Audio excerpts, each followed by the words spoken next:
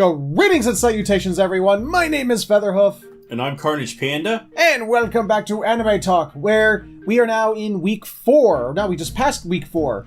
My sincerest apologies. We got stuck cutting on the Gigacedar, so we kind of got delayed. I don't even know what that was a reference of. That's the tree from Sword Art Online. Ah, okay. I'll take your word on that. We were incapable of getting together to do week 3 because of medical reasons on my part, and we'll just leave it at that. So, what we do, we're going to do what we always do when we miss a week. This is a double week where we're going to talk about episodes 3 and 4. And we are back to ranking this week because at least I felt that there were some episodes that were better than others. We're not going to rank it based on 3s because we weren't here, but we are going to rank it based on episode 4. So that's how we're going to work things out today. That's the name of the game. And with that, we're just going to run right on into number 5 with... Alright, in our number 5 spot this week, we have Double Decker, which we're doing a double week, so it just fits right in there. Sure, why not? And we have episodes 3 and 4, and the reason that this is in the 5th spot this week is because at least I feel that Double Decker does these comedy bits really well. They do. But then it goes into the serious time, and it's like, what? What's going on?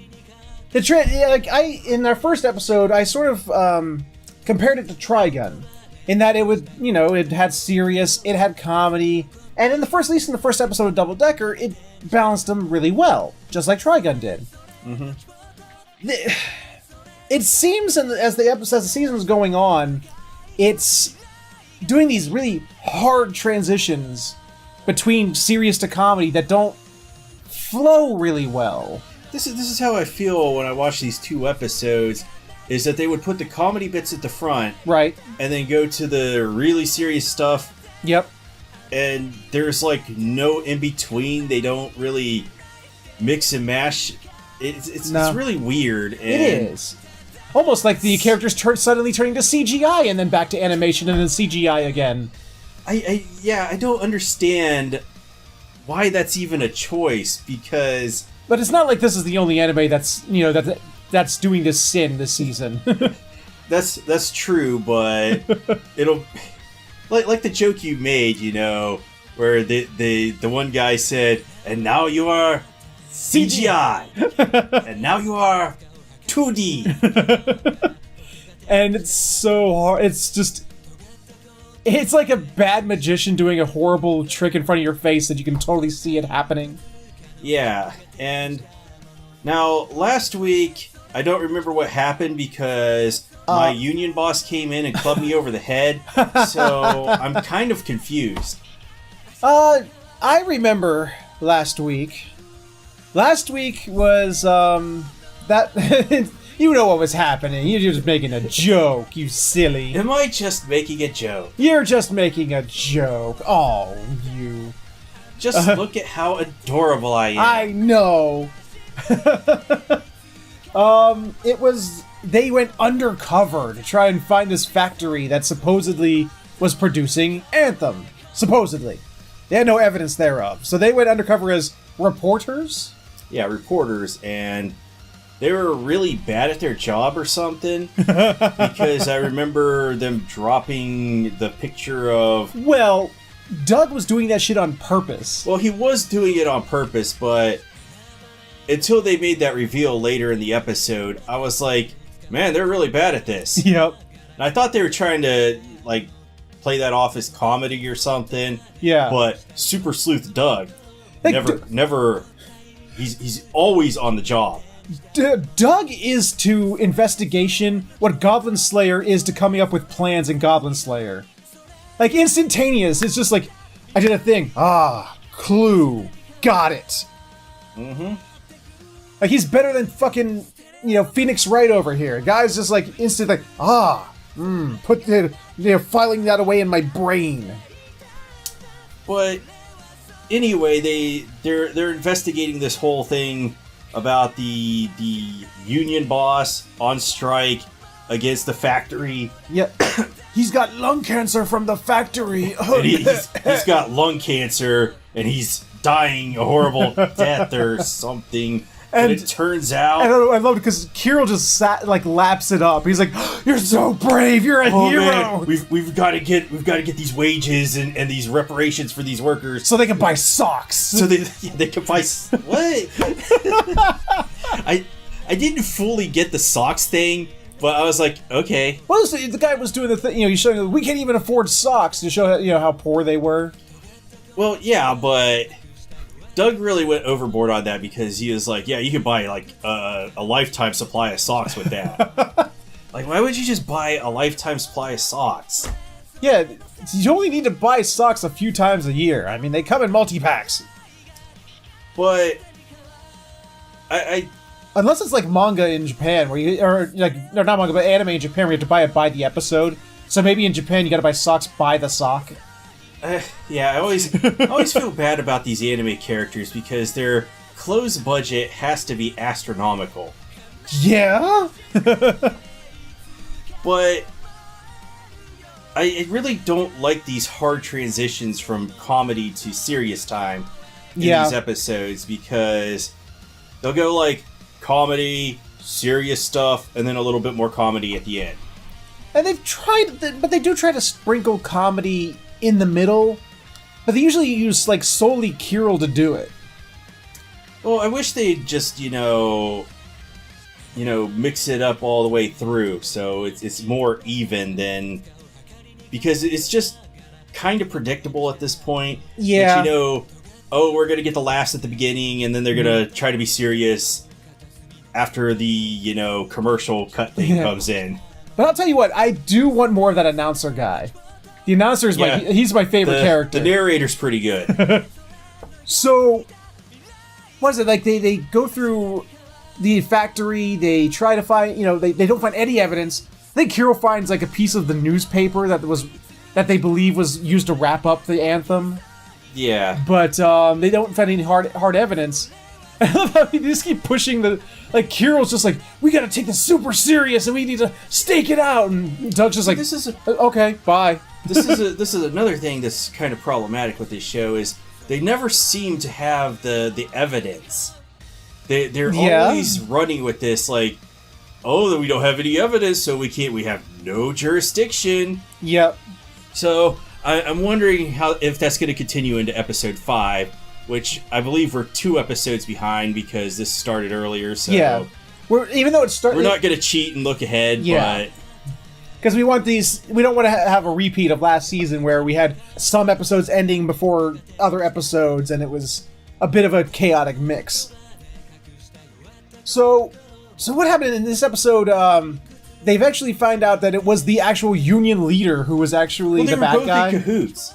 Oh, that's okay. They were in cahoots with each other. The factory worker and the factory big foreman. boss was the union leader, but he was in cahoots with him. Yeah, and I think he dies or something. Because the union leader throws him into the grinder and. Well, no, it was. No. The dude with the jeweled teeth. What was his name? Oh yeah, the guy with the jeweled teeth did it. He slapped Anthem on the foreman, on the worker foreman, which turned him into this globular man that had huge arms and a tail, and then he beats the ever living out of the union boss. He lives. They take him. They take him away via ambulance, but he just beats the ever living out of him. Okay, so Double Decker Joker implants Anthem onto the factory dude. Yeah, and that's basically the end of the episode because then Doug gives him the medicine and everything's okay.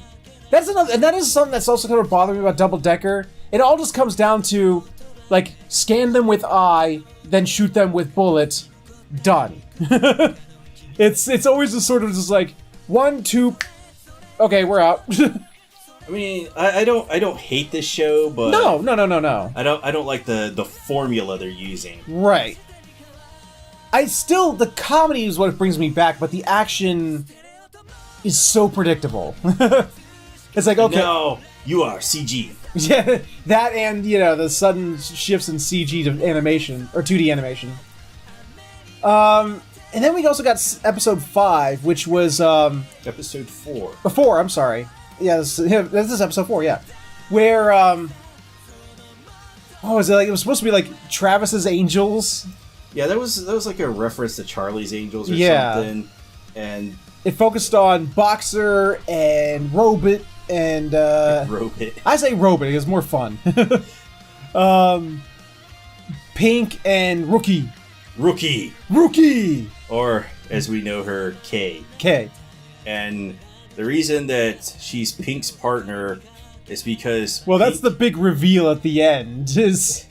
Pink had a dog named K. Yep.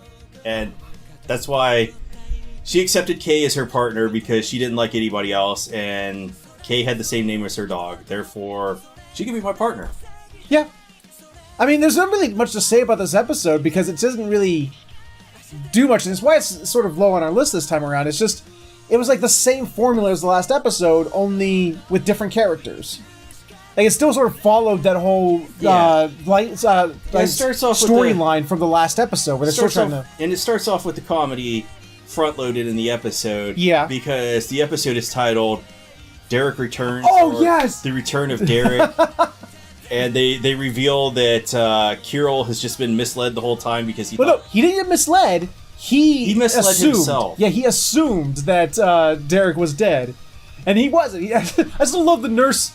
The nurse at the beginning is like, I hope you get shot again so you can come back. Yeah, she's like, oh, it's such a shame to see you leave. I hope you get shot again. It's like the first 5 seconds of the episode and we bust out laughing. Yeah, and Derek comes back, he's like, well, what happens if Derek comes... Kirill's all worried. He's like, what's going to happen to me if Derek comes back? And then it's like, Derek's like, don't worry, I'm not planning on coming back. I've done to do what I always wanted to do ever since I was a kid. Be a bartender! The narrator comes in and he's like, well, that's the end of Derek's return. Yes. It's like, doesn't even last a whole minute. Nope. And that was about it. And then it went into like an episode that really focused on Pink and Rookie. Yeah, Pinkie K, and they weren't getting along real well. They were having they're like a lot of trouble. They're like polar opposites. Because Pink just wants to blow everything up, and K wants to go by the book. Yeah. So they have a lot of friction there, and Pink's telling K to fuck off, and all this nasty stuff because they didn't have any evidence that this guy was doing anything. Well, they didn't have evidence that it was Anthem. They knew that it was... Well, it was drugs, right. But it was out of their jurisdiction, so they couldn't do anything. Yeah, they had to see if they had to prove that it was actually Anthem, even though they didn't know one way or the other. So they do give us a glimpse into how Pink treats her suspects, which she seems to have a real lack of decency and respect towards him. Yeah. Like, even if they're not using Anthem, nope, she'll just, like, tie them up and hang them upside down. Like, she needs to get a grip or something. Yeah. Meanwhile, Kay is... She's just so much of a fuddy-duddy that she, like, sticks out like a sore thumb. Like, in like, they go to do the undercover thing in the weird, like, male harem bar thing. Yeah, when she was going to do the taste testing and stuff and all that, I like those parts more than this episode, because this episode went a lot more into the serious time than the other episodes have. Well, one of my favorite scenes is when she goes to her old mentor in the drug crime division of the police department.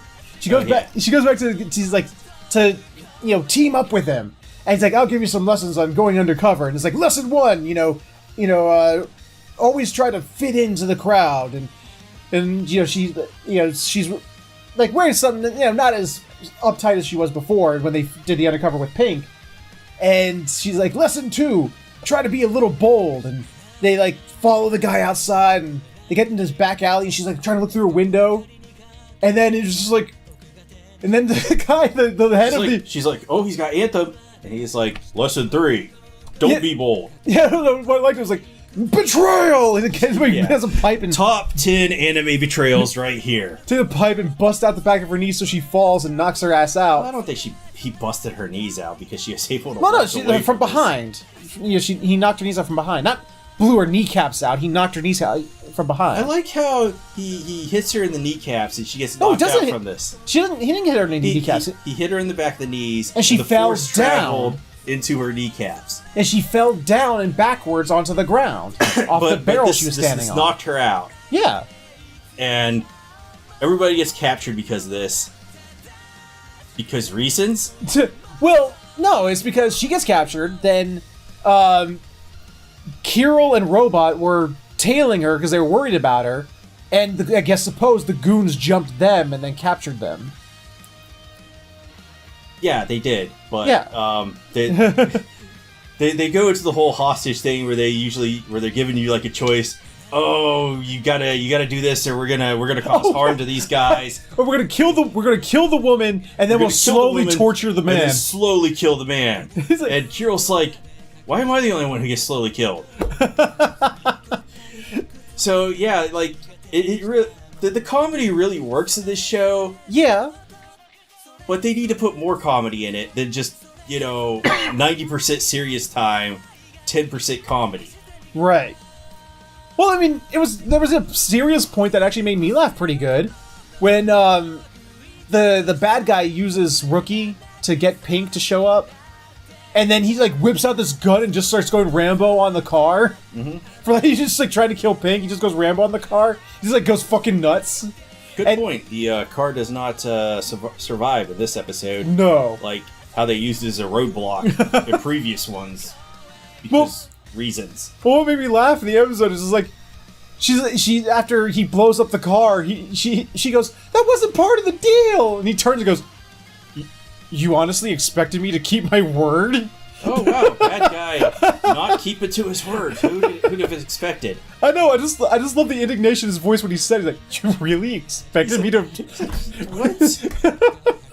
I'm not a good guy. What are you talking about? But it turns out Pink is still alive. She like went through the car and down a like convenient manhole cover on a bridge.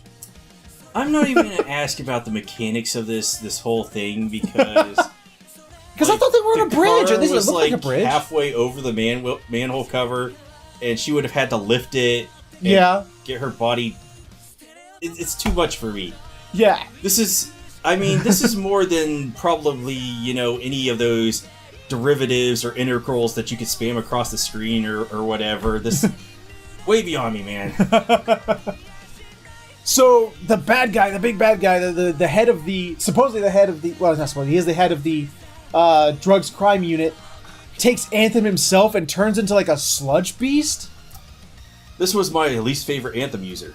Yeah, although he did he had like this, like the fly, the Jeff Goldblum, the Brundle fly. He like shoot like acid out of his face, like corrode things, which was kind of neat, even though he was ugly as sin. Yeah, I did not like this guy at all. I'm glad that they ended him. They did end him. They ended his reign of terror, if you want to call it that. Yes. And Robot proves to be an actual robot. So this is like another Terminator reference because they show what she looks like under her flesh. Like she like shows that she wasn't a hostage at all. She chose to be there. Yeah, she just chose to be detained. And Boxer comes in and they gather up all the goons and they save the day. And Kirill takes Doug aside. I love this. Kirill takes Doug aside and goes, he's like, hey, don't let on to everyone, but I have suspicions that Robot is an actual robot. To which our favorite character comes back, the narrator. It's like, what was it, like everybody knows. It's public knowledge that Robot is a robot. Everybody knows that Robot is actually a robot, except Kirill. Yes. And then the subtitle comes, like, Doug's like, don't worry, I won't let anyone know. You follow up on your suspicions, okay? Like, okay, I'll do it. And then like it shows like this like scene with like Doug like giving like the biggest grin he's ever given in the show, and it's just like the narrator comes back is like, and little does Kirill know, Doug is an asshole. Yeah, so like I have to say, this whole episode, the comedy works. It's fantastic. I mean, it even worked for the the preview, like the next episode preview, because it starts with now that we've established, these are the words, now that we've established that Doug is an asshole, you know everything. And we can go... Yeah, we know all the backstory because we know that Doug's an asshole. We don't need anything else. And then this goes on into the description of the next episode. When the comedy hits in the show, it hits really well. It's hilarious, and I love it. But like, I don't know. It's just it's not paced well. That's true. That too. That's why we put it so far down on the list. It's not that it's a bad anime. It's not a bad anime. It's not paced very well. The comedy isn't interspersed very well. It's just sort of like you said, it's front-loaded and then back-loaded. In the middle, you might get a chuckle here and there. And that's about it. So, that's how we felt on Double Decker these 2 weeks. You got any final thoughts? Not really, no. No. So we're just going to go ahead and moving on. And coming in at number 4 is Iroduku, which, yes, I said the word, even though I don't like Dooku. But this past 2 weeks, the obvious has come out. Through a series of events, at least some of them have learned that Hitomi is, gasp, can't see colors. Wow. Who would have expected that? Well, apparently no one else yet, but Aoi is actually smart enough to figure this shit out. Because the series of events in episode 3, first she goes to join the club. So, Aoi is like, okay, you need to paint something. And she's like, shit. You got me.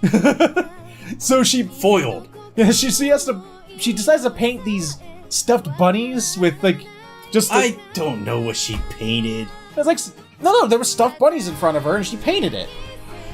But she, like, uses You're like some all Lovecraftian horrors, though. Okay. But it's like, they're all the wrong colors. They're like extremely bold, vibrant, like primary colors. Exactly what I said. And I love Aoi. You ever see somebody who's wearing something awful and they ask you, so what do you think?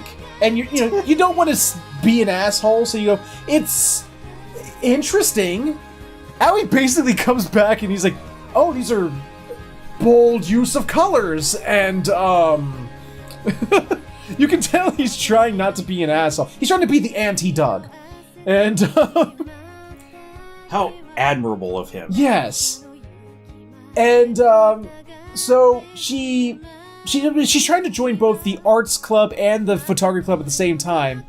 So then she goes to the photography club's initiation, and the what would you call it? The president of it, I think his name is just Sho. I think that his name is. I don't know their names, to be honest. I think they remember that him. Glasses Girl, Hitomi, and Kohaku. Well, there was like Chogu, I think was the name of what, like the youngest boy. Sure, I'll go with that. But so they go through, like, the show gets. He's like, shit. Look, I got it. The principal needs me for this thing. Glasses Girl, you're in charge. You got to do the presentation. And before she even gets a chance to, like, wait, I can't do. He's off. And she's like, shit, I have no delegation skills whatsoever. I'm gonna fuck this up. And, she rarely does. Because she was supposed to be the model, and, so she has to run the thing, so she gets, like, Hitomi to be the model for all the people trying out to take the picture of. And, because Hitomi is so beautiful. Apparently. Although she has very pretty hair. Doesn't she have, like, gray hair? She has, well, didn't they say it was like, oh, no, I was thinking something else. She has, like, silver hair. She has, like, Sephiroth hair. But it's still pretty. It's like, it has this curl and wave to it. Well, that doesn't bode well. She has Sephiroth hair and she acts like Shinji. You need to stop saying that. She has Sephiroth hair and she acts like Shinji. This is not going to end well. So now I'm just imagining Shinji from Evangelion with Sephiroth's hair. But, so she's going to be the model. So Glasses Girl lays it out for her. She's like, here, use the blue magic dust and then walk across the water, right? Remember, it's the blue dust, the one that doesn't have a label on it. The blue one without a label. So the presentation starts. They do like the fog machines, and she gives the sign to Hitomi, and she goes, "Fuck, I don't see color. This one, random one, picks up a magenta one. I know that because they say magenta, magenta." But she pours the dust, and she walks across the water. She is the Lady Jesus. Hitomi Jesus. She is Hitomi Jesus. And to which everyone sort of, Glasses Girl and Aoi sort of like look at it like Aoi's watching, and Hitomi, the Glasses Girl's like, this isn't even the right magic dust. And instead of just letting it happen, they decide to pull a Looney Tunes. This is Glasses Girl's fault, and yes, I don't have much to say about this episode, but I did not like Glasses Girl in this episode because I don't like her at all, to be perfectly honest. She pulled one of the. She just went full retard, to be honest. Well, she went full Looney Tune. They pulled it. The only thing that was missing was Hitomi picking up a wooden sign out of nowhere that said "uh-oh" on it. This is Wile E. Coyote going after the Roadrunner. He's run off the edge of the cliff, and he doesn't realize it yet. He looks down, and once he looks down, that's when gravity cartoon physics gives up, and he goes plummeting to his doom. Glasses Girl goes, "Hitomi, you spread the wrong dust on the pool." She goes, "What?" Boom! Right down into the pool. And like I said, I don't have much to add about this episode other than my utter contempt and loathing for Glasses Girl. Well, what's important in this episode is that I hate Glasses Girl. Well, through these events, Aoi figures it out. He figures out, you can't see color, can you? And she's like, shit. Got me. Yeah, I've been gutted. And it's just sort of like, please don't tell anyone. He's like, your call, but now we know. And he tries to cheer her up a little because she talks about how she lives in an ash-colored world, and it's this heart-wrenching little spiel she gives about how the world looks to her. And he's sort of, he's a saint apparently. He's like, cue his empathy. Yeah, there's this thing, you can do photography in monochromatic. There's a certain beauty to monochrome, and the way you can see, when there's a lack of hues, you can actually see certain aspects, certain facts that people who are focusing on the hues can't see, and it's a really touching moment between the two. And you can tell she sort of feels a little better, and she decides to actually join the club, and they're forced to clean the pool together because there wasn't supposed to be anyone in the pool. And yes, the only punishment that high school girls or high school kids in anime can ever suffer is cleaning the pool. Thanks for reminding me that, because those were my thoughts last week when I was watching this episode. Okay. At the end of it, I was like, yeah, this is the only punishment they ever make them do is cleaning the pool. And which apparently every school in Japan must have, so anime tells me. Like every school has to have a pool, even the ones out in the boondocks. But the only other 2 points I want to make about this episode is when she's looking to join the painting club or whatever, and opens up the door to see Aoi. The way the shot is framed and the things they say are very questionable. So I made sure to make a screenshot of that, and we'll probably put it over Featherhoof's face here. Okay. And the other thing is, I don't know what possesses them, but the still shots here, PA Works is just going above and beyond. The still shot of these faucets or whatever, they're putting their entire budget into these. There will be these scenes where the characters aren't on screen, that there's like close-up of a faucet or close-up of a lamp or something, and suddenly they got master painters to come in and draw these specific frames. It's like, Jesus, that's gorgeous. Yeah, as soon as you see him, you're awestruck. You're like, whoa. Yeah. And then, then it goes back to the normal, anime art, and you're like, oh. I mean, you can't do that with actual animation. I know. Having some just 10 out of 10 going through the whole time, unless you have 5 years to do it. But, so then we get into our next episode, where Granny returns at Hirako? Or... Kohaku? Kohaku. I keep wanting to say Kotaku, and I'm like, that's definitely wrong. On so many levels. But anyway, we're talking about the character. Yeah. Yes. Isn't that Kohaku's wrong about everything? As soon as I saw the preview for this episode, I'm like, oh, Best Girl is coming back, because they built her up to be such a fun and exciting character. And we were almost disappointed. Disappointed. I was a little like, oh, because she comes back, and her first thing is like, no, while I was abroad, I was taught to control my magic and not to use it frivolously. And both of us were like, fuck! She's a saint, an angel, and she's gonna behave herself. And so the girls keep, they're fucking enablers over here. It's like, come on, Kohaku, come on! And like, it makes my day when you use your magic. It really makes my day. And she's like, well, if it makes your day, then it's like, I should use magic to bring smiles to everyone. And if that's, and that's the betterment of people. So she does this spell. She's like, here, Hitomi, she's like, hold the book open. Here's some pictures of where I stayed. And she uses a spell to make it, the surroundings look like the picture. She casts an illusion. Which is kind of cool. She uses a pen. But we forgot the best part of the last episode. Oh yeah. Well, we could just bundle it with this one because. Okay. So she uses a pen to cast her spell. And it takes him to Hogwarts. Yes. Well, apparently, when mages in this world are learning to use their magic, according to Kohaku's mom, Hitomi's great-grandmother, sometimes it helps to use an object to focus their magic. A wand, if you will. So they're going down to Ollivanders right now, and they go to Ollivanders and they come back with a bag full of bags of Pocky. So they get a 9-inch wand with she gets a 4.5-inch Pocky with a chocolate core. That's what their wands are in this show. A 4.5-inch Pocky, brittle, with a chocolate core. And legendary wand, by the way. Yes.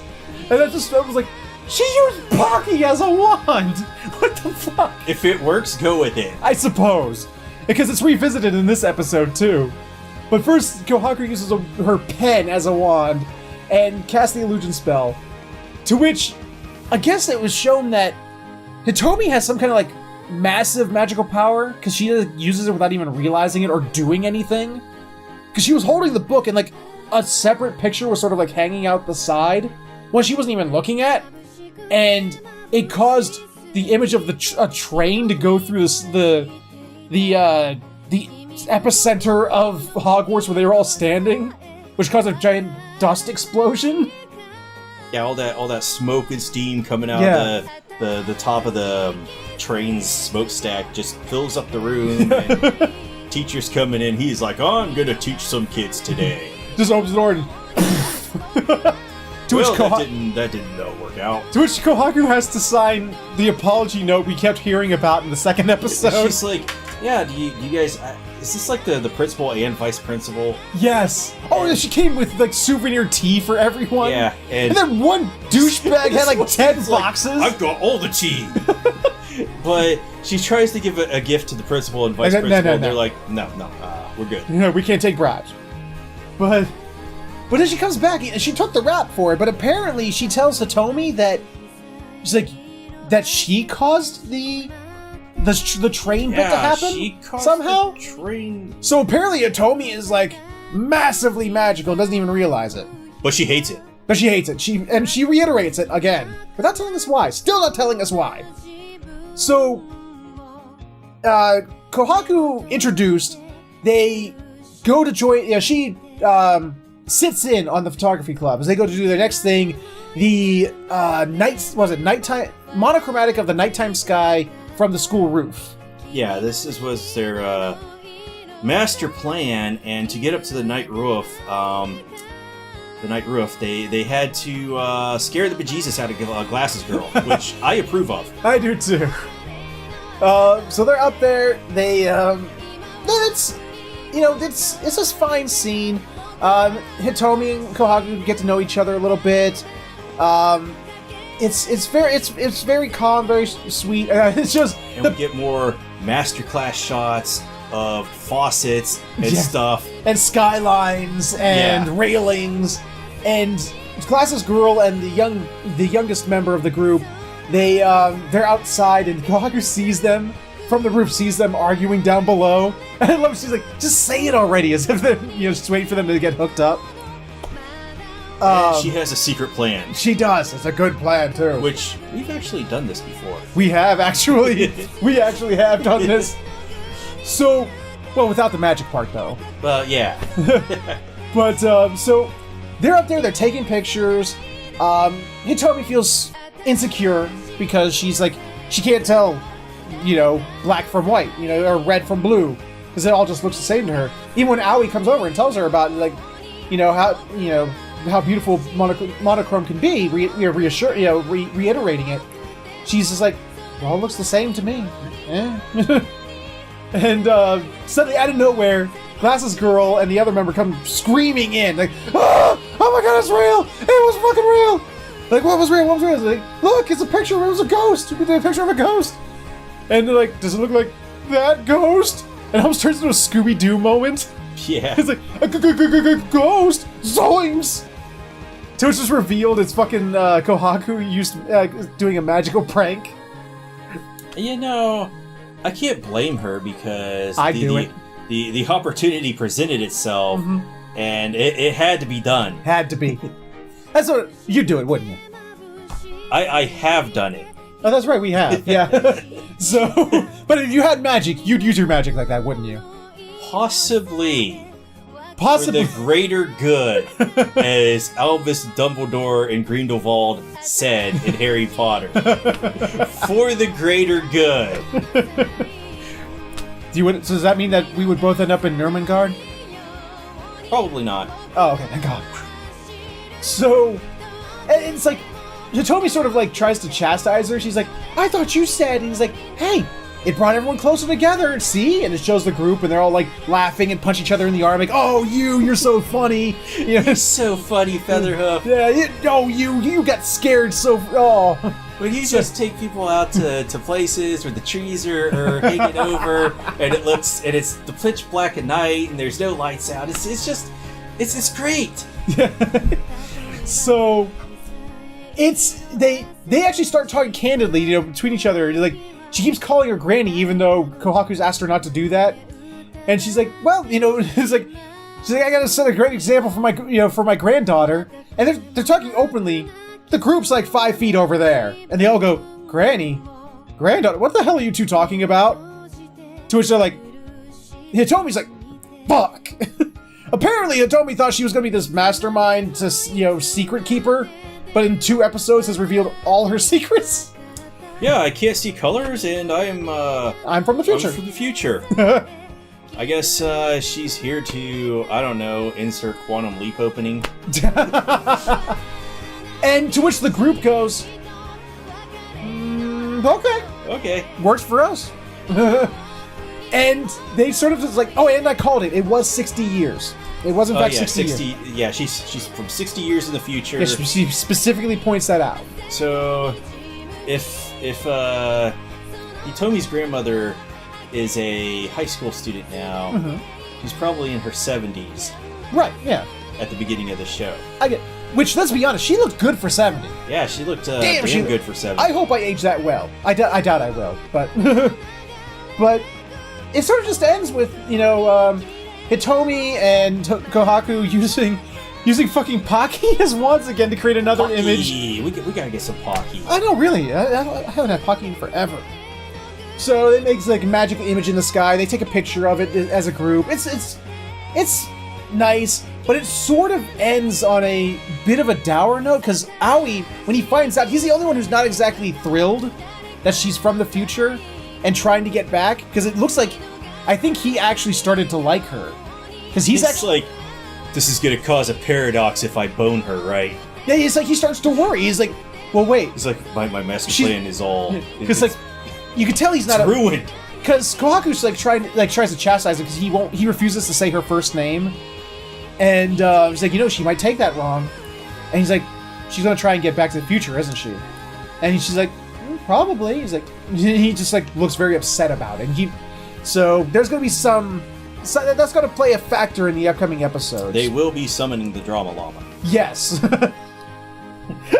They have the Pocky to summon it. That's very true.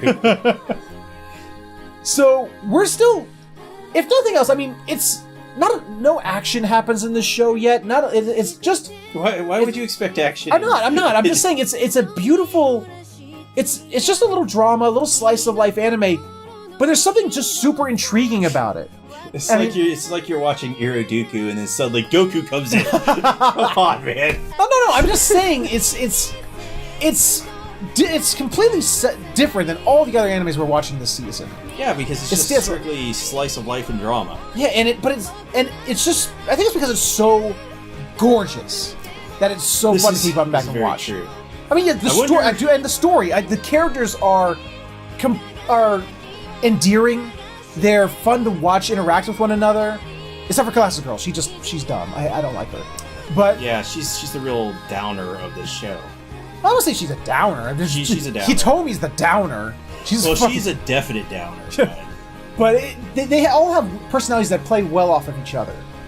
And so far, I haven't been disappointed in the show. It's just I have questions that I want fucking answered. I feel like I'm back watching Hanebado again. It's like, I have questions. I have questions. Because if I don't get an answer to... Are you sure Hanebado and not Review Starlight? Oh yeah, Review Starlight. I'm sorry. Yeah. Yes, I'm sorry. Yeah, it was Review Starlight. But still, it's regardless. It's like, I keep hearing, I hate magic. Why? What happened?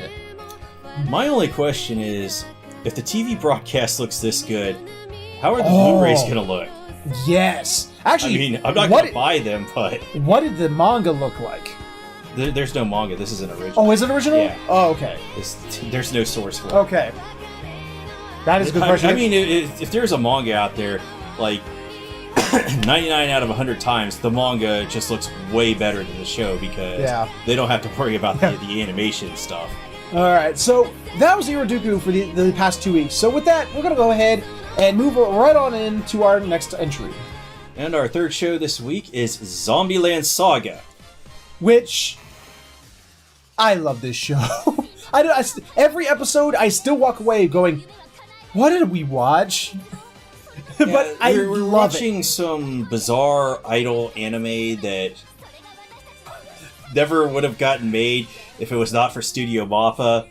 But this does what I keep criticizing Double Decker over way better because they stick to the comedy. Yes. Now,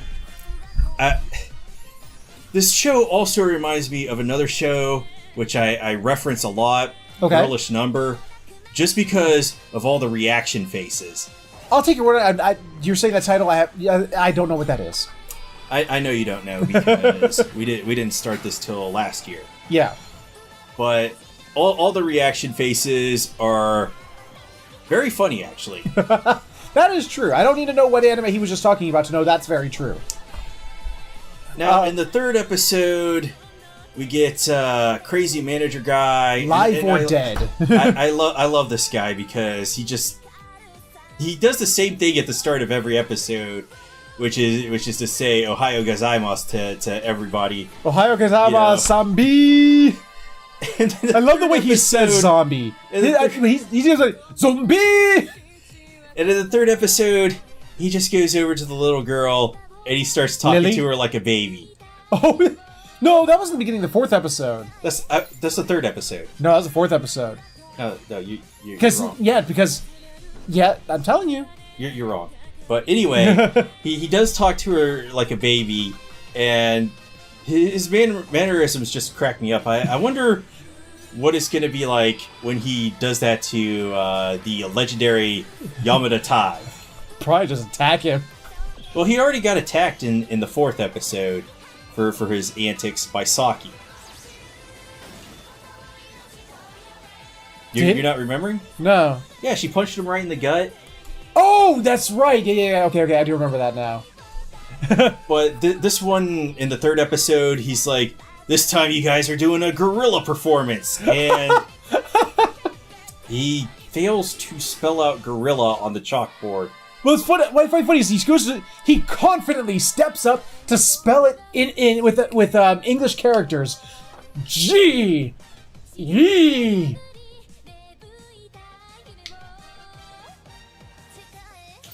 And then it just pans out and shows it's written in kanji underneath, and he's like scratched out the G and E. Guerrilla performance? Yeah, so they're gonna do one of those performances where they just go out and do it in public at random. Sort of like a flash mob sort of thing. Yeah, like a flash mob. I think they're the same thing. I've never heard guerrilla performance before, but I guess this is Japanese for flash mob. Okay. Because I've never heard it either. Okay. But they go through this whole thing about where like Sakura is doubting herself or something, and they're out on the merry-go-round. Well, talking about this stuff. Well, we skipped ahead quite a bit there. I do that. It's like there's like he basically tells them.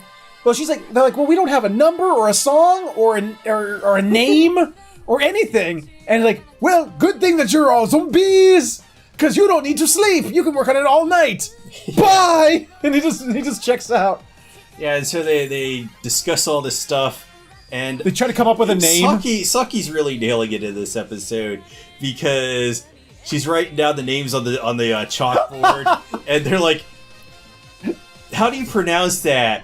It's like written down like death metal murder squad or whatever. Yeah, she's like spelling them out phonetically in kanji or whatever, which then they'll translate into these horrible things like horrible stank girl squad and shit like that. And they're like, "How do you pronounce that?" And she's like, "Jeanne d'Arc."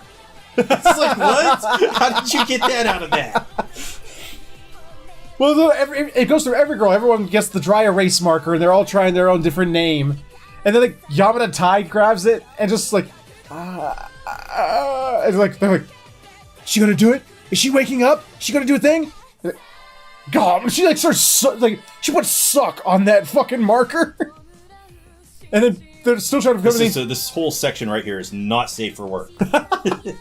And like, so they're trying to come up with a name. Yamada Tai just starts coughing and sneezing out the ink. It's like. And they think she's like talking to them or something. They think she's a savant. This is our name, Franchosho. I don't even know what the fuck that means. Me either, actually. I didn't look it up. I think it's just gibberish that Tai just coughed and sneezed up. So they go with it. So they're not doing very well practicing this event. They're not grasping it very well. Like the other two idols were trying to help them along, but they took a break, and the other girls were back to where he jumped to. They were outside, and Sakura's doubting herself. Before we go outside, I just wanted to talk about that scene where they're like, "Shouldn't we smell?" And then they start sniffing each other. They don't sniff each other. They sniff themselves. Yeah. And they're like, "Nah, we don't." And they all start laughing. So I guess what I said back in episode 1, if I did or something, I don't know if I said that while we're watching the episode or something. I don't know. And I'm too lazy to go back and check right now, which actually I can't. But they don't really say, but I'm going to assume that they don't smell or they don't have a sense of smell. I think they don't have a sense of smell. Because I don't know. I honestly don't think they do, because rotting flesh is gonna smell. Yeah. Although they did bring up a good point in episode 4 this week. The one idol, the black-haired idol. Yeah. She goes, "What I want to know is how we're all zombies, because isn't it tradition here in Japan to be cremated?" And they all just blow right past that question. Well, they said that Tasumi, the professor. Or, not professor, the producer, wouldn't give them a straight answer anyway. Yeah. Because we know back in episode 1, Sakura asked him, "How am I a zombie?" And he's like, "You ever watch a zombie movie?" And in episode 2, he does it brings itself back, because one of the other girls asks it again. So Sakura's out on a little merry-go-round it's thing? like some merry-go-round or whatever. It has like the sort of like mechanics of the teacups from like Disneyland, where it's like you got the thing in the middle and you twist it and it spins you. But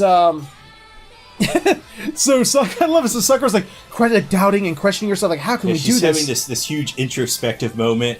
Meanwhile, she's totally inner monologuing, but Yamato-tai's like spinning it faster and faster and faster. And the other girls are trying to get her attention, like, Sakura, you need to get off that now! This is actually fucking true, because I've had kids get on a merry-go-round before when I was like 14 or something. Okay. And I was like running around there to get it going, and since, I'm older than little kids, I had more strength and power. Yeah. And it actually does fling them off. Because Yamato-tai, then after a while, she just grabs it and I don't know, she has a crazy zombie strength. She's just crazy, like, wow. Just, bam, stops it dead. And Sakura, boo, lands on her. This is my favorite scene of the episode. She lands like face first in the dirt. But as she's falling through, she has this like great realization. No matter how, it's like she's like we will do this. We can do it. And she gets up and she's like, girls, no matter how hard it is, no matter what frustrations we get, we cannot give up. We're going to be the best group. Bam! Slap in the face from Yugiri. Yeah, Yugiri just comes right up and slaps her in the face because I guess she thinks that she's still, depressed and everything.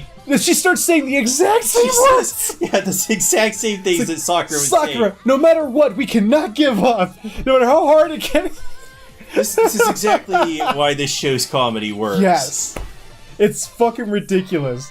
So, the day of the gorilla performance happens, he takes them out there, they set themselves up, and suddenly they turn into characters from Peeping Life, if you've ever seen that anime.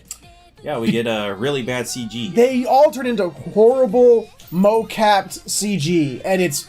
I'm not even sure it was mo-capped, man. It looks like, I don't know, it's very bad, like, CG. They're very robotic moving. To me, it looks like a computer trying to translate human movement. I would contrast this with another show that's airing this season, Gridman, because they use CG. I haven't seen it. They use CG in this show too, but the frame rates and everything are very smooth, and it actually looks good. Oh, okay. But here it's kind of jerky and yeah. I mean, the song's nice. It's a nice idol song. It's not bad. Of course, like, the two idol girls want nothing to do with it. Eventually, the Sakura stumbles. She can't remember the lines. She's losing the crowd. So they come in and save the day and finish. If they had a crowd to begin with. They did, yeah. They had a crowd. They started grabbing the crowd. But Sakura loses all the crowd except for one little girl. Yeah, so the little girl is dancing around and she's like their greatest fan or whatever. Then her mom comes in and is like, come on, you get away, come on, we gotta go. Get away from these guys, they're terrible for you. So, the cop, apparently there's only one cop in Saga. Yeah, the same cop that we've been seeing the whole time. And the moment he's about to recognize Sakura, Tatsumi comes in and is like, all girls, get in the back of the van, let's go, go, go, go, go! And he, like, has the best driving scene in which he, like, goes through barriers. Best driving skills ever. Like, he's going through, like, barriers that that van should not have been able to fit through, and, like, doing, like, a turn radius that van should not be capable of, and just zooms right off. And so that sort of just leads us into episode 4. And episode 4 set up the same way that all other episodes are set up. Ohio gozaimasu. Ohio gozaimasu. Zombies! For a good, like, 10 minutes or so, and Saki ends this by punching Tatsumi in the gut, or dick, or something. Well, that's what he's like. He's teasing them for their name. He goes up to Lily. He's like, Renjuju! Renjuju! So cute! This guy's a dick. And he goes to all of them in their faces, Renjuju! Oh, that's a Saki just, brr! It's like, I've had enough of your shit. She one-inch punches him in the gut, and it's beautiful. And, like, since their budget is depleted, if they even had one, they weren't making any money off their performances. Tatsumi is getting them a partnership with some drug company. Yeah, something pharmaceuticals, something Z pharmaceuticals, something like that. I guess this is medicine for zombies or whatever. Well, and that's like, what the Z stands for. I don't know. They never actually say it. All they are is basically they're icy hot patches. That's basically all they are. They're icy hot patches that cause send orgasms. all these girls into just violent orgasms. They're like, oh, this is the best thing ever. Yeah, they all get weak-kneed when it gets put on. They're like, oh! It's like wow, that's some powerful medicine there. So they okay, so they put on their performance where once again they turn into shoddy CG. Yeah, it's really shoddy CG. It's one of the things that's bugging me about this, because there's other animes this season that are also doing CG that isn't that bad. Like, for Double Decker, I'm not going to give it too much shit for, because even when they turn CG, it's not that bad. It's not as... Well, it is noticeable. Because it's noticeable, but notice it. Yeah, but it's not... they don't suddenly turn into shoddy, jerky, animated sub-crap. I mean, I know some people are saying this is supposed to be ironic and making fun of idol animes because they tend to do this a lot, but I'm not sure. I don't know. I mean, they did show the girl last episode's dancing, and she was 2D, so I don't understand. But in the last episode, when they were doing the gorilla performance, they all turned into CG. No, I'm talking about the little girl that was dancing Lily. with them.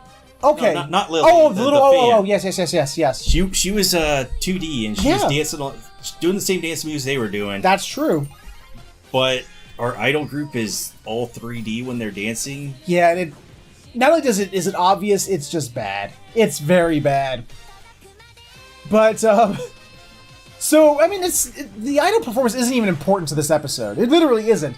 What's important is that the girls really want to go to the hot springs that's built, that this hotel is built on top of.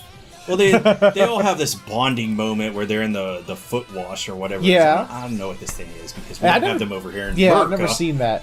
But it's... So, Saki convinces Sakura and the white hair former idol, Junko, to go down, and they have a moment in the hot spring where apparently hot springs do well for rotting corpses. Really well, actually. Which, of course, they also repeat the joke, the smell joke. They also they double check themselves, like, oh shit. But don't smell. Apparently, no. At least not to them. So the inevitable comes to pass.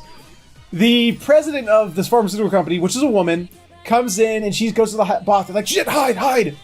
And they're like, okay. Saki's like, okay, we're zombies. We don't need to breathe. So we'll just sneak past her. She'll never know. And Sakura hesitates and she tries to follow them in a hurry. And she bumps her chin on the rocks. And her head pops completely off. Yeah, bumping her chin is enough to make her whole entire head pop off. And go into the place where the president of the drug company is. Yeah, well, she... Under the towel for the zombie medication. Yeah, the patch. It was like one of those patches got into the water. She picks it up like, oh, look at that. And she looks down and there's Sakura's head looking up at her all decayed and shit. No makeup on and she looks horrifying. And she's like, I'm out of here. Oh, this is terrible. She screams so loud that wakes up the other zombie girls. They come out of the room to investigate. So, unfortunately... Because the president then goes for like... And then we transition into an actual horror anime. Yes. Which, it actually transitions back and forth between an actual horror anime and a Scooby-Doo sequence. Oh, it's Scooby-Doo the whole way through, but it's shot like it's an actual horror. Because she keeps coming across each of the zombie girls in turn. And she's going down these hotel hallways... And it's all darkly lit. I love when Lily shows up. The lights are flashing. When the lights flicker, it shows Lily getting closer and closer. Yeah, she's teleporting as the lights go out. I can't take this show, man. I love it. So she gets scared into insanity. And like, Tatsumi's like, and when they're all getting on the bus to leave the next day, Tatsumi's like, I can't wait for to form this partnership with such and such pharmaceuticals. And a guy, like, she's not responding. A guy comes and says, like, oh yeah, something happened. We don't know what. She's in a bit of a shocked state where she forgot everything that happened yesterday. To which Tatsumi has this look of like, are you fucking kidding me? No, he's no, his grin. Like... no, his grin fell, and he's like, no. Well, I just want to give shouts out to Saki's shit-eating grin for this episode because... Oh, the animation when she was talking the girls into coming with her. Yeah. I loved it. She did the Grinch grin. She literally did the Grinch grin. We better put that up there. The one where it's like, the Grinch does that and it curls up like 4 times. She literally does the Grinch grin. It was so good. Well, anyway, next week we're getting an episode on Chickenfoot. Yeah, we are. If you get that reference, you get 20 points. In the meantime, moving on. And next on the list is Goblin Slayer. And this week on Goblin Slayer? Goblin Slayer. Yes. Are we done with this? Yeah, I think we're done. Okay, next entry. No. The group that we saw at the end of the last episode, which turns out to be a high elf ranger, a lizard folk priest, and a dwarf shaman, meet up with the Goblin Slayer to make him an offer. And this is my favorite part of episode 3. Episode 3 is like a comedy, and yeah, like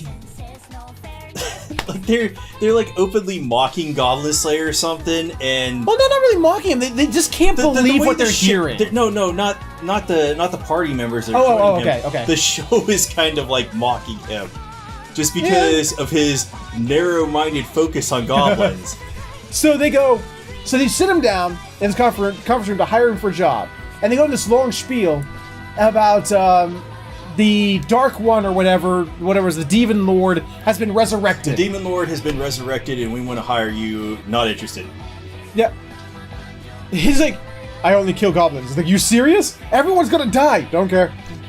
I like how I only fight goblins. Before they asked him to go up to the room, he asked them, "Are you goblins?" Like, what? Come on, dude! You've been killing these things for how long? And you're gonna ask them? And then there's the scene after they hire him where he goes back down to Guild Girl, and the spear guy is like trying to get her attention because he's a Don Juan type and likes to mac on all the chicks. And he's does like, he? Yeah, he's like, "Hey, Guild Girl," and the the Slayer spear walks guy, right in front of him. He's like, "Goblins." It's like, what? Am I watching a comedy now? So what it boils down to is like even though the high elf girl wants to wants him to care about the Demon Lord and everything, don't care. It wasn't until I loved it. It's like they specifically came here they wanted him to help to kill goblins. That was the job anyway. But they wanted him to care. Archer is just screwing it up so bad. She wants him to care about the world, which he doesn't. He only cares about goblins. About killing them specifically. And it wasn't until the lizard man stood up and said, "Well, there are goblins." He went, "How many? Where are they?" He mentions goblins. He's like, "Yeah, I'm listening to you." Okay, and he breaks it down. Like, he hasn't said a word the entire time that she's doing this explanation, except to turn her down at first. And Lizard Man's like, "There are goblins. How many? Where are they?" It's like starts breaking it down. He was all the specifics on these goblins. And then when he gets like, and do you have this? Do you have that? And he's like, yes, no, yeah. And they go through it. Like, good, I'm leaving now. And he gets up and leaves. Goblin Slayer is going on a solo sneaking mission to get rid of the goblins. Even though these guys wanted to hire him and adventure with him, he just totally blows them off. But they just of their own volition just follow him. They're like, "Man, we can't let him go alone." But what I also loved about this anime was this episode was Witch. Yeah, so Jesus Christ, Witch. We get introduced to Witch, which she has been shown in previous episodes, but this episode specifically, she's never talked until this episode. No, she talked. She had a line or two. But we get a lot of in-depth talking about Witch here because she has a lot of dialogue this episode.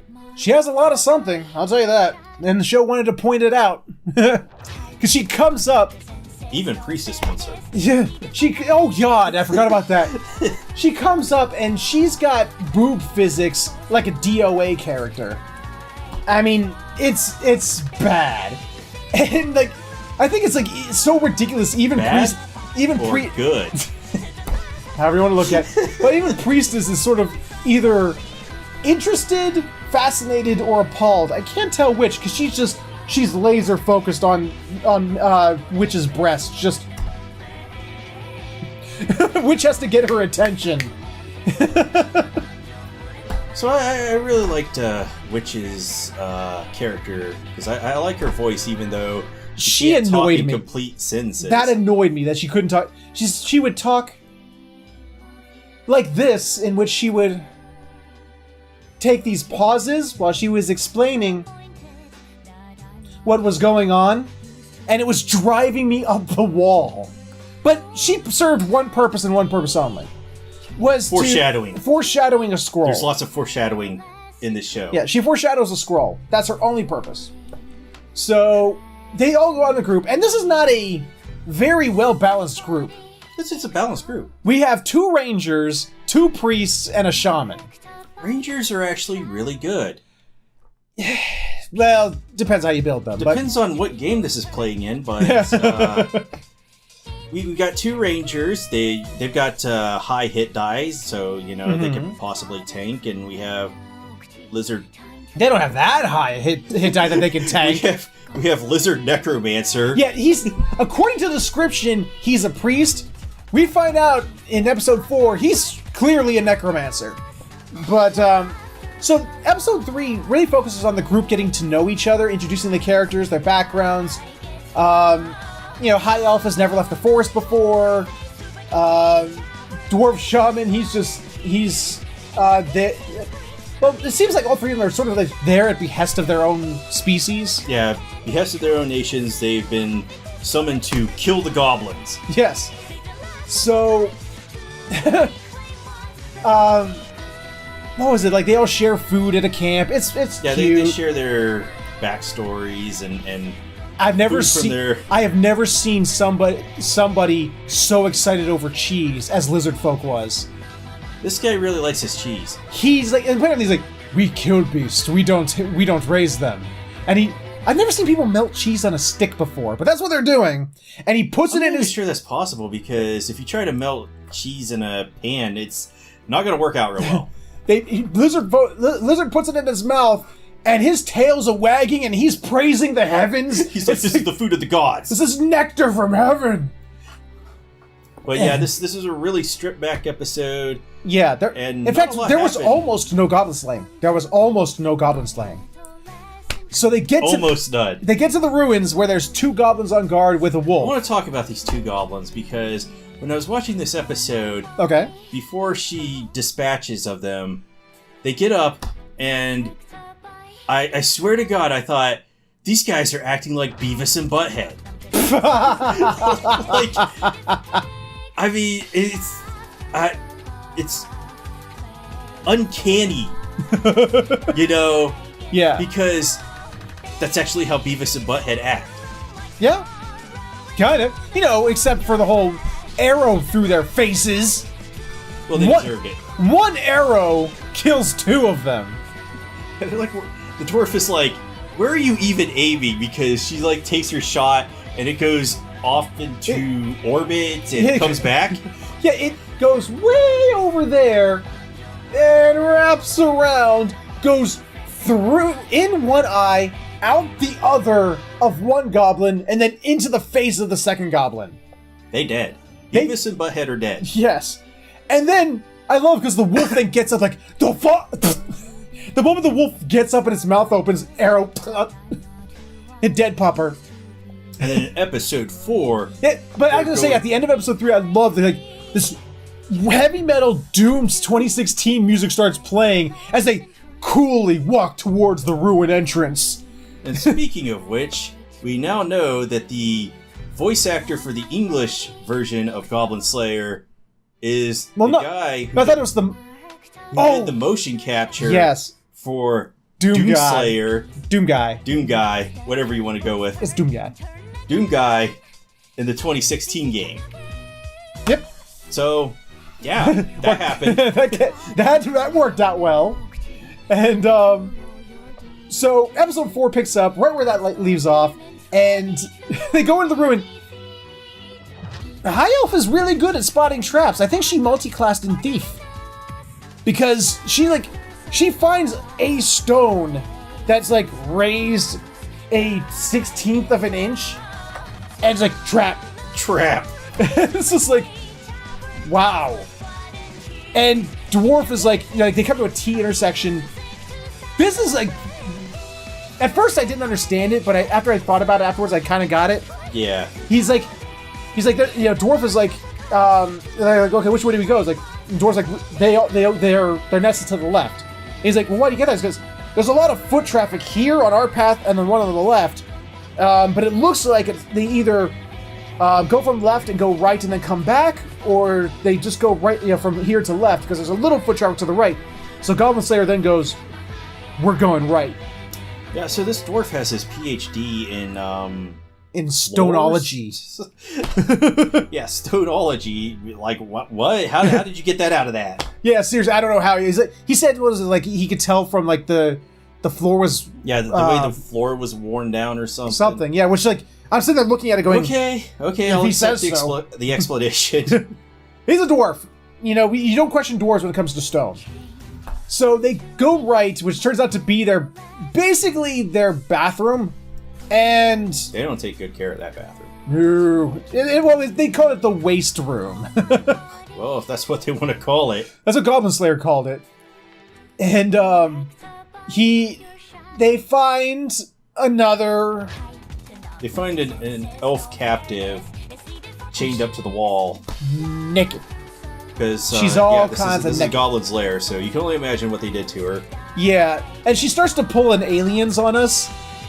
Like in Aliens when they find the one survivor, it's like, kill me. But first she's just going, kill. Yeah, I thought she was going to say me. I thought they were setting that up. So our priestess starts having PTSD flashbacks of when Goblin Slayer Mercy killed Mage. The mage chick. Yeah. Back in episode 1. And she's like, no, she's still alive. I can heal her. And he's like, kill. And he's like, got it. I understand. He was just like, got it.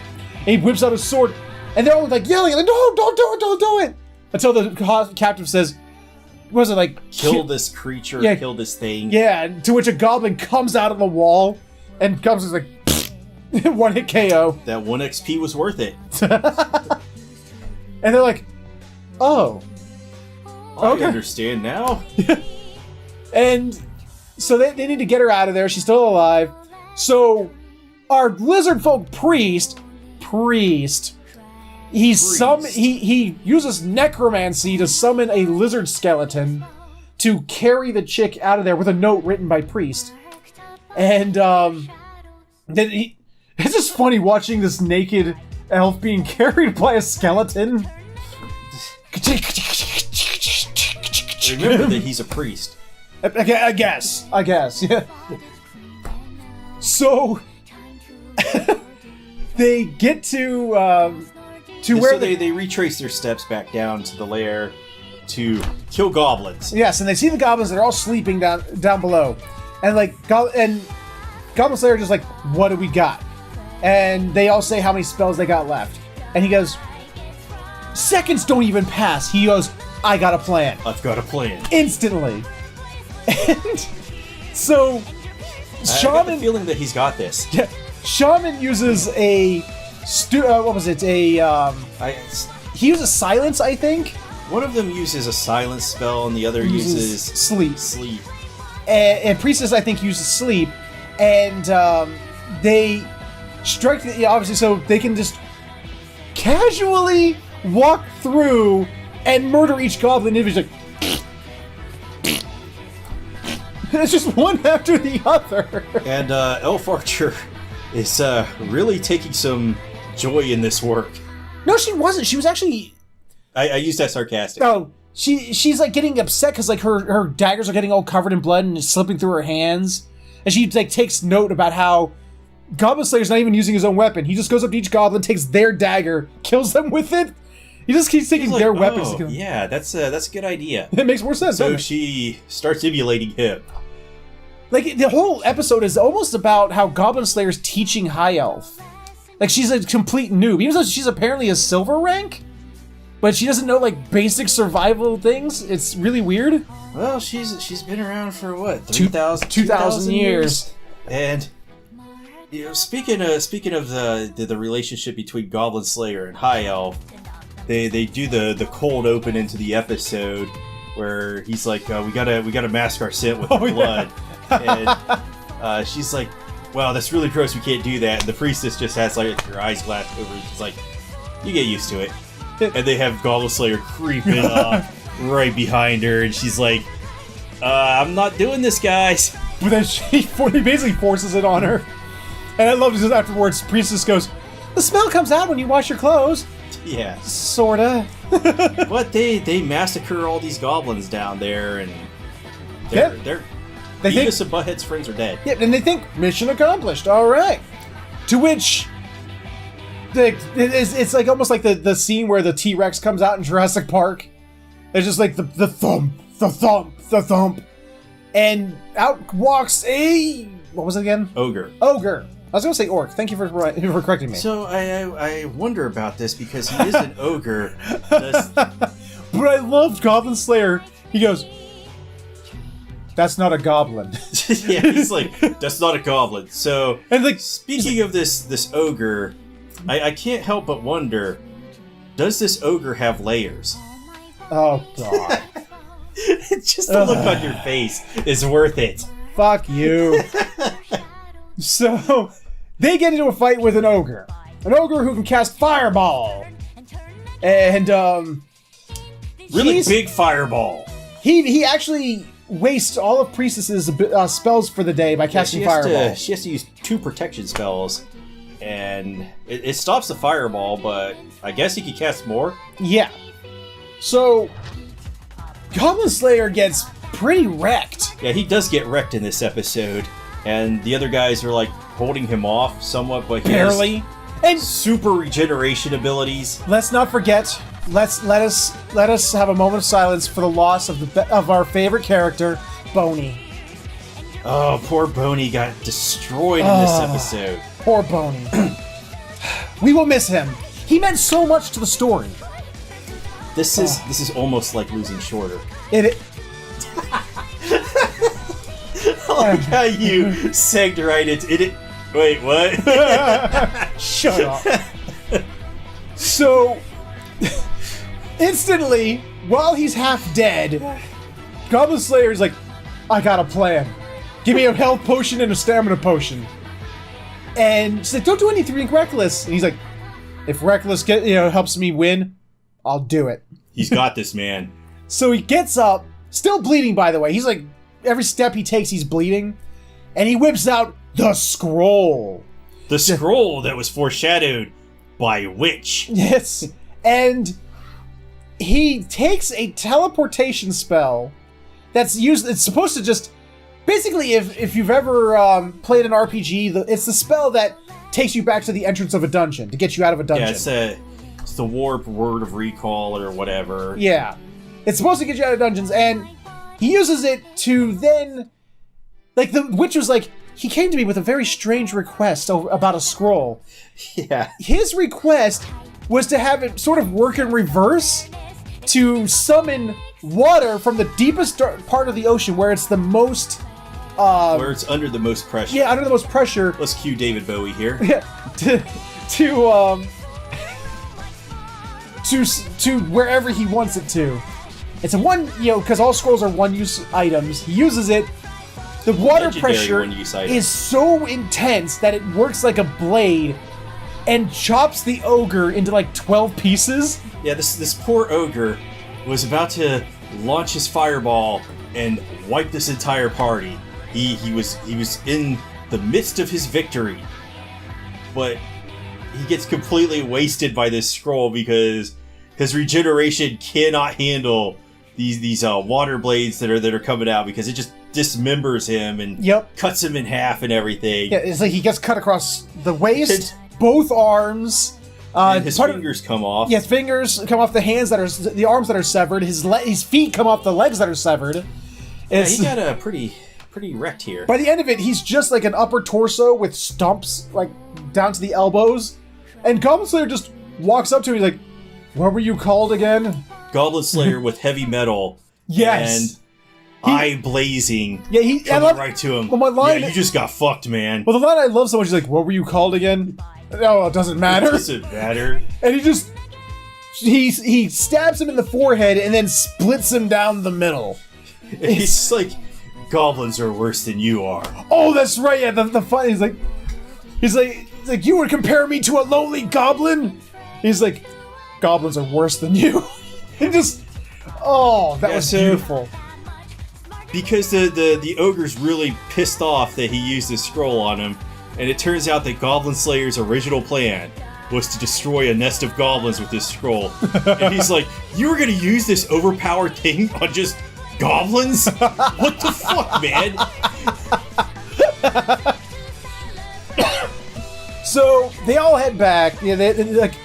Apparently, they got the message. The nearby Elf's town, which apparently was where Elf is from. She said her village nearby. They get there a little too late. Yeah, and like, we're gonna can't. You're like, how many are left? They don't answer. None of them answer. They get in the back of the caravan, and like, okay, well, we're still gonna have to scout the area. So you guys sleep in the back. So, like, Dwarf and Lizard fall asleep instantly. They're like, and it's even Goblin Slayer just like sort of. And Priestess and Elf have this little conversation where she reflects over how much she learned in the brief time she was with Goblin Slayer. To which she goes, I still don't like him. I still don't like him. He's like, this isn't an adventure. Adventures are supposed to be like Adventures fun. are supposed to be fun. He's like, and in the end, the final line she has is like, one of these days, I'm going to take him on an adventure. Okay, well...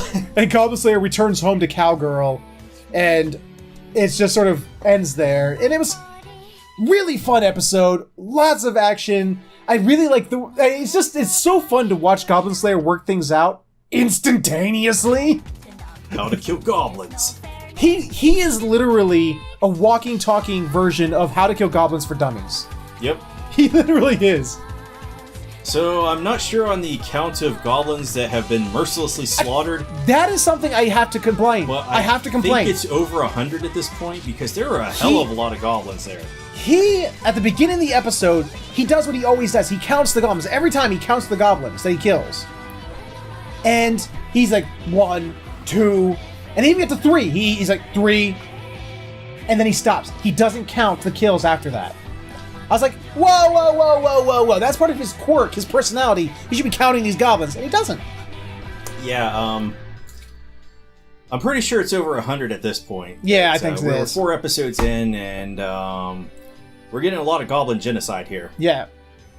So, that was Goblin Slayers episode 3 and 4. I like the new party they introduced. I like Lizard, Dwarf, and Elf. I liked both of these episodes, even the stripped back episode that episode 3 was. Well, it introduced us to the characters. Them and we really got to know them, and I really like that. Them, and then our action episode. Yes. See, I'm the new party. Who's your favorite character? I don't pick favorites. I do. I like Lizard. Lizard's my favorite character. 1, because of the cheese scene. I loved his reaction to cheese. Mm-hmm. 2, and I also love the fact that he doesn't mince words. Of the other characters, he doesn't fight, doesn't bicker. He's a man of few words and to the point. I like that about him. Is he going to be in competition with Goblin Slayer with that kind of few words thing there? No, because he's not obsessive. Whereas Goblin Slayer's obsessive. He doesn't have an obsessive thing. I like it like goblins. Because it's like they asked him. He went through each one of them. It's like, what was your motivation becoming an adventurer? He just proudly was like, to weed out heresy so that I could be reborn as a dragon. As a dragon. Yes, and I was like, I like this guy. Okay, yeah. I'm with him. Those are some noble goals there. Yup. So I was like, I like him. So he's my favorite. What's your guys' favorite? Put in the comments below. If you watched Goblin Slayer, who's your favorite character and why? So with that, unless you have any final thoughts, I don't have anything else to add. We're going to move on to our final entry of this week.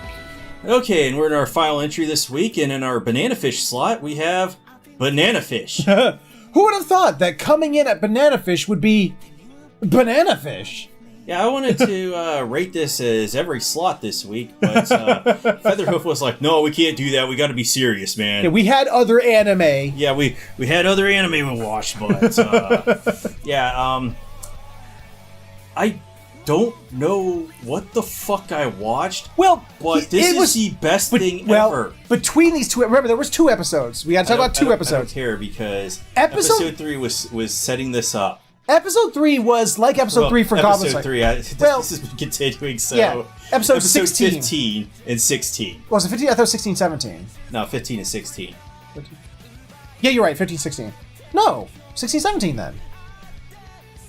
Oh, that's right, because episode 13 was this season. 13, 14. Yeah. Yes, 15, 16. So 15, it felt like an episode of Banana Fish. It was an episode of Banana Fish that was serious, but it was like the last episode of Goblin Slayer. Or not, the third episode of Goblin Slayer, where it was just a setup for the future. Ash is imprisoned in this place. He's going through all these tests. Yeah. I'm not even going to zip through this because it's really not even interesting to talk about, to be perfectly honest. If we had done last week and we had rated last week's episode, it would not have been first one. The strongest Banana Fish episode that we've... No. It was actually kind of weak. Golzine loses his position as head of what's going on. Well, he's Golzine and he's a moron, so... Yeah. So he's replaced... they're almost going to Banana Fish Ash. But fucking Golzine comes in and stops it. Please, Golzine, please. Here's the thing. Thank the Lord for Golzine. Because he has his obsession. Golzine's stupidity. Because he wants to specifically be the one who snuffs out Ash's life. He will do anything and everything to make sure no one else kills him except for him. So, literally... Ash owes his life to Golzine. Poor Golzine. This is gonna backfire so bad for him. Mm-hmm. But he is Ash's guardian angel. Yep. So, we find, this is a place where they bring criminals to be treated. If you want to call them criminals. Well, yeah, because there were serial killers and, rapists and stuff like that. And they're just banana fishing everybody here. Yeah. So it just turns out it's a test site for Banana Fish. So they even the doctor who created Banana Fish is in there. He got banana fished.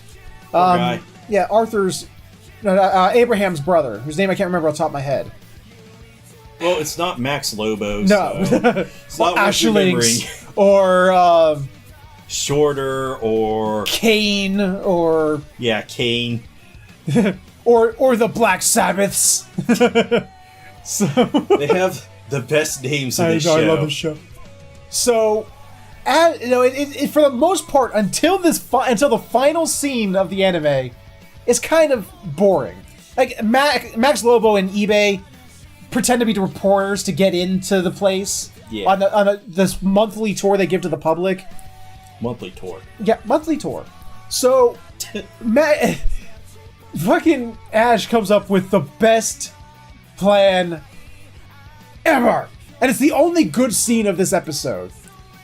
He gets on his bed, sets himself up in front of the security camera, and begins to proposition himself to the people watching the screen.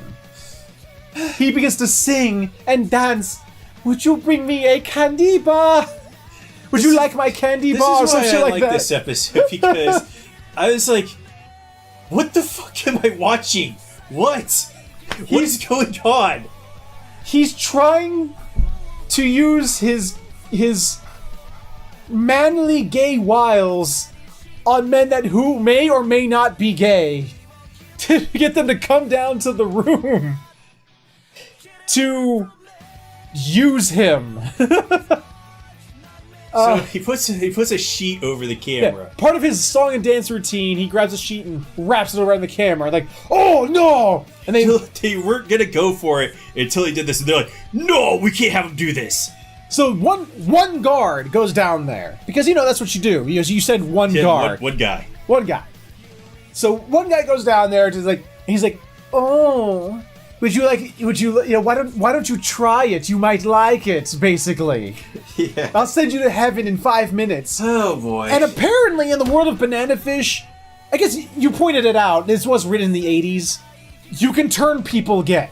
This guy caught the gay from Ash. Yeah, because he and was taken out by a candy bar. Ash basically goes, it boils down to this. Try it, you might like it. Why the fuck not? He was like, what the hell? To which it shows Ash basically kills him. Somehow, off screen. Which, again, has the greatest line. He's like, I told him that I'd send him into heaven in 5 minutes. So... And this sets up... what is quite possibly one of the greatest episodes we have ever seen in the history of ever. Because suddenly, Banana Fish in episode 16 is not Banana Fish anymore. It's an episode of Zombieland Saga with Banana Fish characters. Because the whole episode is a fucking... If Metal Gear Solid was a comedy. Yeah. I don't know what the fuck was going on, but I thoroughly enjoyed the fuck out of this. Yes, it was the best thing we have seen all season. Because I almost feel bad about us spoiling it, because... But that's what this is. This is what we do. We recap the episodes, we talk about what we loved and what we don't love. So, if you don't want to be spoiled, just understand... Yeah, disclaimer, go watch the episode if you don't want to be spoiled. Yeah. This is the ending for you if you don't want this spoiled. Because this episode was fantastic. It was fucking hilarious. It was a scene... It was Metal Gear Solid, Zombieland Saga, Benny Hill. It had all the tropes of it was a Monty Python skit. It had all kinds of comic genius to this episode that you need to watch it. So, you've been warned. If we are not overhyping this, it is true. It's time to close the video and go on your merry business and watch this episode of Banana Fish. If you don't want to be spoiled. From this point on, you will be disappointed if you keep watching. Yes. So, we'll give you a second to hit the pause button or the stop button. Are you gone? Good. Because let's talk about what we love. This episode was fantastic. Please, you seem to you want to say something. Do it. First off, the teleporting into the ducts. Yes. They never show them getting into the ducts.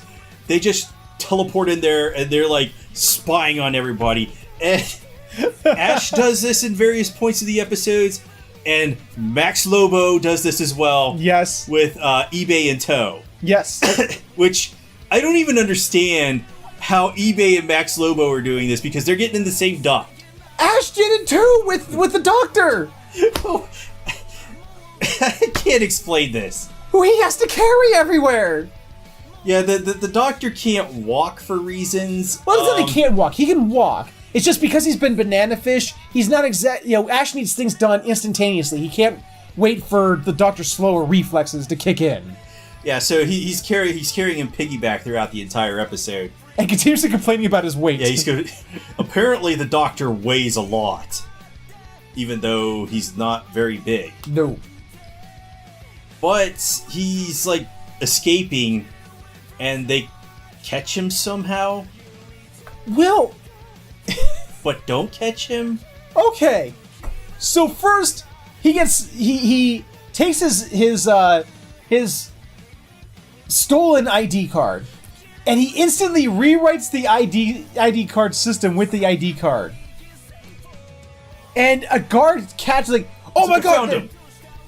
Whips out gun and instantly murders him through a glass window. It's like, boom! Apparently nobody heard that. And he's like, so he runs. This entire episode, the guards are incompetent as fuck. Yes. They're the worst guards ever. I think my favorite was the nurse. The nurse. Okay, so they have whatever the guy with Golzine that I can't remember who he looked like, but he reminded me of a character from something. Well, and I couldn't place it. The scientist or the guy who takes his place? The guy who's in charge of everything and Baron. Yeah, so again with these names, his name is Baron. They're pointing out Baron Ash von has a Bad 200 Guy. IQ, and he's super deadly, and I've trained him and everything that Golzine's talking about. Yep. He has Golzine, 200 IQ. Golzine was getting off on the face like, yes, keep underestimating him. Keep underestimating I'm it. loving it. we have these guys, these guards going on a Scooby-Doo chase after Ash the entire dead time. serious. You can insert in so many scenes. You can insert And every time Ash sees them running down the hall and he's spying around the corridor, he's like, morons. But his deadly nemesis, the nurse, spots him without fail and points like out 2 or 3 times. Points out, 2 or 3 times. Patient escaping, 2 of them. And they're like, oh, we're coming down there. The Benny Hill music is playing, and they're trying to rush down and. The Benny Hill music isn't actually playing, but no. I say you can insert it, but what I love is like the Baron's like lock down that cell, that section, and you see like the shutters coming down. Ash takes the Doctor by the scruff. Whoa! Yeah, he just tosses him so he doesn't get locked out, and then he dives under it. Like he Han Solos it, and I love it. It gets in an elevator, takes it up, and they shut the elevators down. Which he's like, he's trapped now. He's trapped now, and he escapes by going in the hatch up. Well, no. First, he escapes because he kept a pair of scalpel scissors or suturing scissors with him. Surgical scissors. I forgot about that. And he jams it between the doors and forces them open. And then he uses it he has a screwdriver to get the thing open above. Like, he's totally utilitarian. To say, he escapes, and then about this point, Max Lobo and eBay are like, we want in on this too. Do you ever see the movie An American Tail? How Fievel and his family keep crossing paths, they're constantly looking at each other? Yeah. They're doing that this whole episode. Ash is hiding above the elevator with the Doctor, and Max, he's like, okay, maybe no one's in the elevator. He starts to look, and he sees a leg entering the door. Oh no! It turns out to be Max and eBay. Yeah, he thinks that Max is a guard, so he's like, but Max Lobo and eBay get in the elevator, and this guard charges him, and Max Lobo, in his infinite wisdom, takes this guy out with a headbutt. Yep. Which, poor guard. Not only did he take a headbutt, but then as he's reeling backwards, he takes the corner of the metal railing of the door to the face. And that's not all. No, it's not. Because... So, Max and eBay get caught. No, is this where they get caught? Is it in the elevator? I don't know where they get caught. No, they don't get caught till later, because I think they get noticed by a nurse too. Oh, that's right. only the nurses are competent. So they leave the elevator, and after they don't get caught because a guard comes by, and that's when they do a duct teleport. That's right. That's where the duct teleport was. So Ash, who almost gets knocked off the elevator, he's like, he passes his strength check with a natural 20. Oh yeah, yeah, he does. Because he's holding on to the edge of it, and he picks up the Doctor who's holding onto his leg at the same time, and it's like fucking crazy. And he like gets it back inside the elevator, and that same guard, he's regaining consciousness, or at least it looks like the same guard. It had to have been the same guy. He's like, standing there, waiting for the elevator door. Wait, what's that noise? And Ash just boot to the face. Yeah, he just does a jump kick from the hole up there down into his face, and this poor guard, he's not had a very good day. No. At all. But at least this is the end of his woes. Yeah. Maybe. So Ash finds himself, gets in a room with the Doctor, and he sees a garbage chute. Or they throw like the medical waste and stuff, and he starts. So like it has for some reason garbage chutes apparently have ladders in them. So whatever, man. So he's climbing down it with the Doctor on his back. This. And minutes, like not even a minute later, Max and eBay come in the same room, And they're like, oh, okay. And they go to back out, and another guard sees them. So they knock out this guard, and he chucks him down in that same chute. It hits Ash and Ash and the Doctor. It's just like, it's like so many close calls. So this is where they get caught. Okay, they knock out the one guard, but Max and eBay get caught. They're like, hey, you're not supposed to be here, and they start taking it away. And Max is like, yeah, they're not gonna kill us. And then this is just Baron. Kill them. Kill them. At least one of our evil overlords will go there. Yes. So Ash gets out. He's like, yes, I'm free. I made it, and I got a proof of banana fish in the Doctor. You know, what happens to people get banana fished? And he sees eBay and Max being led away with guns, and he was like, no. I'm not doing this. No, it's not fair. I got out. And now I gotta go back in? So he goes in to save them. And he does save them, but the explanation that Max Lobo and eBay give to him is, hey, we came to save you, and Ash came and saved them. So they get, you know... now they have to figure Ash out... Ash screams in frustration. Yeah. Which causes attention to be drawn. Yeah. So Max and eBay just grab him and run like they're holding a battering ram. They just stole Ash. They're getting the fuck out of there. They gotta figure out how to get out of the hospital yet again. So they duck into a room, and it's my favorite scene of the episode. They're just there, like, okay, they start talking silently, like, what are we gonna do? And they all three look forward. Yes. And, all three of them look forward, and there's a doctor and a nurse having sex on the floor. Going at it. You're like, oh, Barbara, Barbara. Yeah, Barbara. Oh, Dr. Son, I love you so much. And so 200 IQ Ash is sitting there. He's like totally stunned. He's like, what? But 250 IQ Max Lobo knows what to do. Max Lobo steals the Doctor's outfit. They put eBay on a gurney with the tarp over him. And Ash is wearing a nurse's outfit with... He's now Nurse Barbara. He is Nurse Barbara with huge bazongas. Yeah. What the fuck are they? They never showed what those bazongas were. Where did they come from? I'm just gonna go with it. He even, without even trying, seduces another doctor by accident. I think the doctor seduced himself. Possibly. He tries to hit on Nurse Ash. It grabs his ass. Nurse Barbara. Grabs Nurse Barbara's ass, and he like just BAM! And Max is like, dude, you're gonna cause a commotion. You're gonna give us away. He's like, that was sexual harassment. And everybody gets away and lives happily ever after. There's no more episodes of Banana Fish after this point. No. Except for Max tells, he's like, Ash is like, so where's AG? You know, what happened to AG? I thought he'd be with you.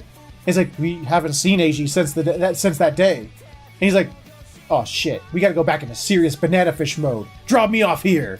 You give me all your clothes.